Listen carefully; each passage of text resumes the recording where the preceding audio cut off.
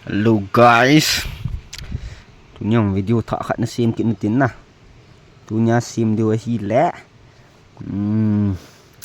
Ting thang le ya, ting thang lo. Lang ko mi ko ni. Lo gi ni hem ho kon. Ting thang le, ting thang lo wai pi mu chi pi mem. Pi tua hi ka vet thi pi mem ti hoi vet du he. Vet sai nge ban ni. Jadi chu tua hi langa khu lang sang ho muchi chitu pan hin na mendang ho min muchi chitu pan hin la tua cho chitu masang le ma ni chitu ho ta aga lung de kon hen na aga ni the ga lung ho si pi mem ti ka veu te le okay pan veu te pan na pen a le na veu tin nice alu le hi organic thena he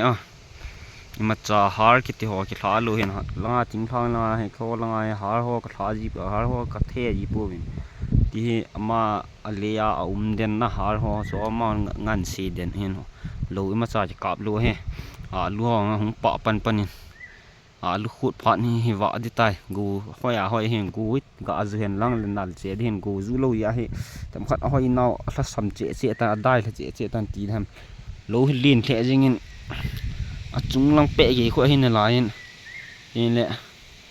la yong nui lang ngong kho cha nui lang pe ge kho hin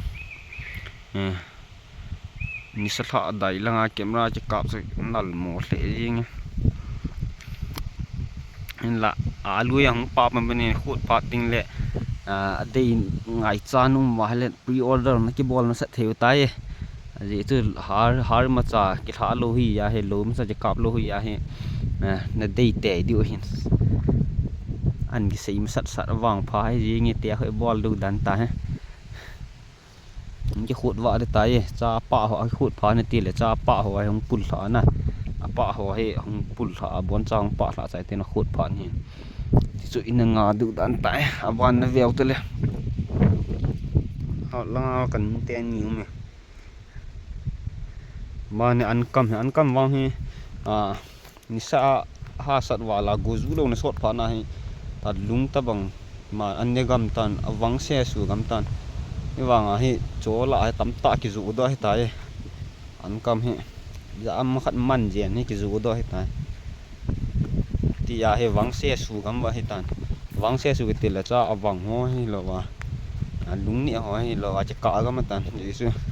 atam zo hi zu to ga ma hi tai bol bo wa nyau cha bo hun lai an kam nong ho lang pe gi kho he li lien tho we su wang tam ming tho we tu ni ke lang khna ka to hin na to chai cha ka wa lang wai ka kap le te camera quality nal zo ta pi le na mo be na ban be kin ba na bele ine ve kin te be hi la kona lang ke kho hin be pi be ham ke ji pon be mini kin ka he ne be gul te be kung bul se ko phatan ka hin adang be thau loi be loi be to loi za ram ji ke he ji pon he num le un sei pi wo pi be hi he num le un sei pi wo